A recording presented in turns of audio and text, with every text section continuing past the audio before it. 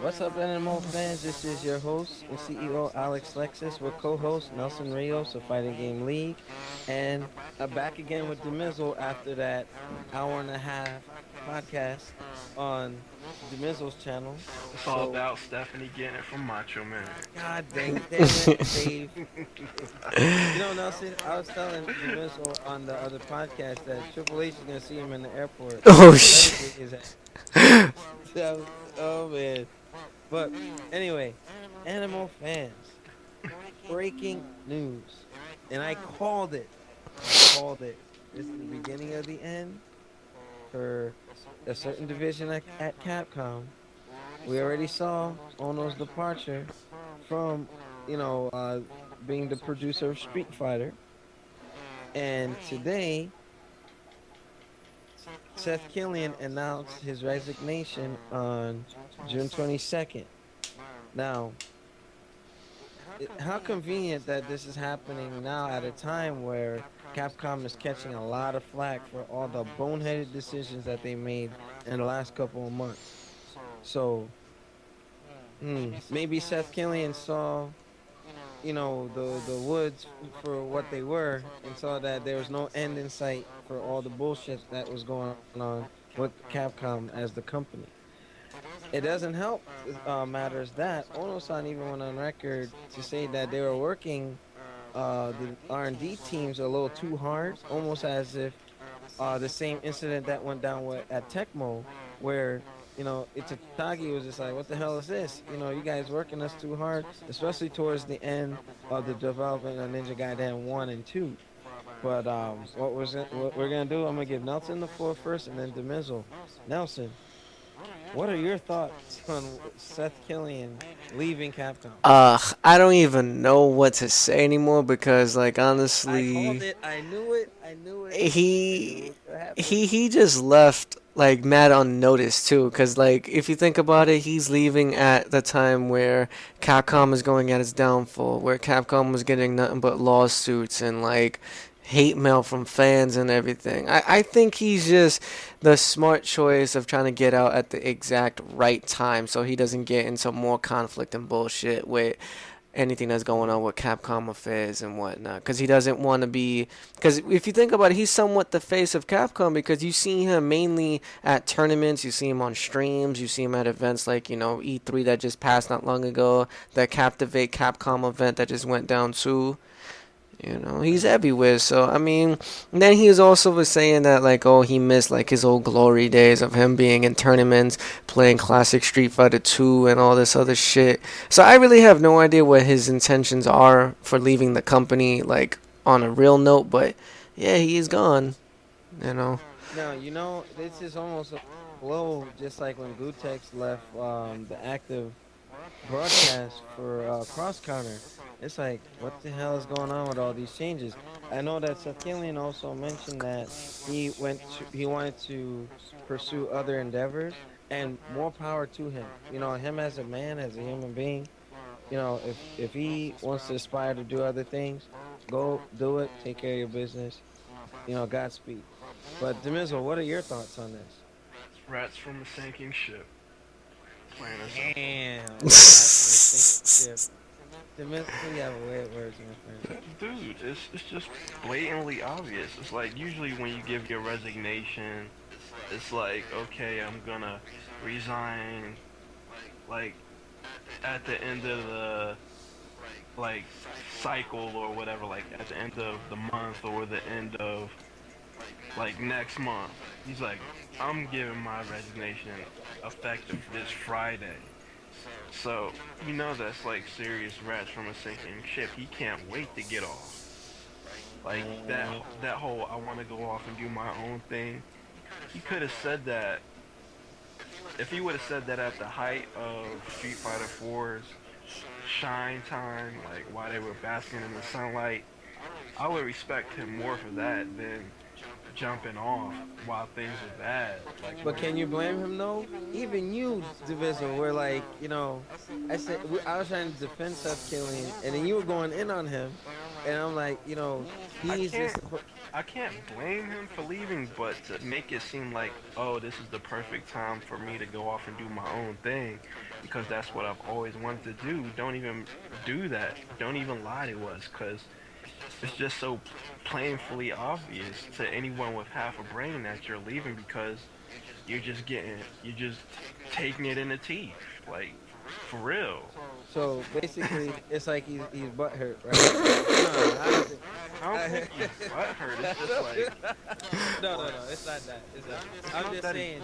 But the Mizzle, I think he left for a reason similar to when you were getting on him, and like take him like in the last podcast, Animal fans. Like it was almost as if because he's the public face, he's the first to take blame for a couple of these things. Like Exactly. look at when he was in hot water with Angry Joe. Not him per se, but when Angry Joe was like raging about Alternate Or versus Capcom's announcement, and Seth Killian had to justify what the company he works for is doing. I guess at some point he saw that Capcom is fucking up. There's nothing he could do about it. So if they're not gonna listen to him as a special advisor, guess what? Let me leave. But that's the job description when you're like the head of public relations, which Seth Killian was. Like you're the face of the company. You're the front lines.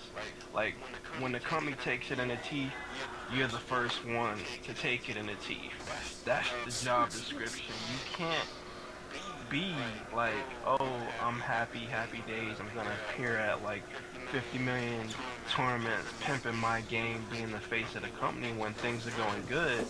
Then jump the ship when things are going bad. They bring public relations people in specifically for this. This is their job. This is what they're supposed to do. And the Right. fact that he's jumping ship as soon as things get tough tells me that he's not made for this type of work. And you know what? That's fair enough. That's fair enough.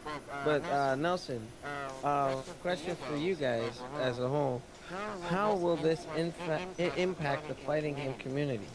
More or less, since of the fact that he's not really gonna be Because he around. was obligated to be at Evo, Yes, right? he was. And now that he's resigning on Friday, He might what still the hell? be at Evo, but not under Capcom. He might be going just as like himself and not under any advisement or have to do anything like, oh, okay, I gotta go because I gotta go do this podcast or I gotta go to this stream because of whatever such and such. But It's pretty much like how when he first started out. yeah, more or less. So now, though, the direction that the FGC is gonna have to go under is that they used to contact Seth Killian through many sources of ways by going to capcomunity.com, by going to his Twitter, Facebook, or whatever to ask him anything Street Fighter related, whether if it's to get Right. like tips, hints, different sources about certain games that are coming out. Now, since that access is going to be cut off to a lot of players and a lot of like top pro players, they're going to have to try to find a new source of topic at hand when it comes to the fighting game community for Capcom stuff. Because before it was just Seth Killian. It was never Chris Sevens or none of that. It was just all Seth Killian. hmm Now, I want to make a prediction. Okay. How much you wanna bet Maximilian will replace him? Maximilian, wow. Yep. That you know what? If it happens, That would be a just big know that impact. Alex has called it. Like I'm telling you. I'm telling you. I would not be surprised if Maximilian was his replacement. And if that is to be, that'd be a good thing for Max because he's very dedicated to the fighting game community. Through the Online Warrior episodes and his participation in Cross Assault. I mean, if there is to be a replacement, I think it would be him. like I don't think anybody else is suited for the job. how, Alex, how Seth Killian leaving Capcom will affect the fighting game community? It won't. Plain and simple. Because Okay. among the fighting game community, there's like thousands of people that can be Seth Killian. Like This is also true. This is also like true. any any one of us can easily work for Capcom. Well, not me. I'm not a big fighting game freak like I used to be, but Nelson Rios can work for Capcom and easily fill Seth Killian's role. Shinwar can work for Capcom and easily do what Seth Killian did. It's not the hardest job in the world. You know, I mean, I agree and disagree at the same time. I Like, agree that if somebody given enough time can fill the role, yes. But like, considering his knowledge base, the closest person that can pretty much break things down as quickly as anybody can is Maximilian. I'm telling you. dude, Amit Daberdeen can work for Capcom. Anybody who does Mugen seriously can work for Well, Capcom. okay, you're right. You're right because us as Mugen developers, like we look at fighting games a little bit differently Yeah, since we we. disseminate their work and make our own from their work, so we can easily step into that role. It's not as hard of a job as people want to make it out to be. It just requires a lot of dedication to the fighting game genre as a whole. You have to be like 100% plugged in. That has to be your life, and to a lot of fighting game tournament players, that is their life. So there's thousands of Seth Killians that Capcom can choose from. They just have to choose one that's going to be there for the good and the bad. You Mhm. know? Yeah, Nelson, what do you think about Demizo's response? I mean, he does have a point, but there's a lot of people that's actually trying to gun for Seth Killian's job, and the way how you said that Maximilian it might be like a good replacement for the Capcom special advisor. I don't really know if that's going to be the exact route that Capcom wants to go. I know they've been doing a lot of partnership with him, but Mhm. it's mostly going to be someone who's been in Capcom for some time now that just hasn't been gotten as much attention. That's what it's going to come down to when they pick the new special advisor. But for Seth Killian leaving and all that, it kind of does impact a portion of the fighting game community, not as of like the players as a whole, but as of like Mhm. like I said before, as a source of information. Because if it's not Ono Mhm. talking to the fans, it's him. Yeah, yeah. Because he was defending MVC3, defending the gems. I mean, even reluctantly, when the gems were introduced for Street Fighter Cross Tekken, at first he was a little concerned,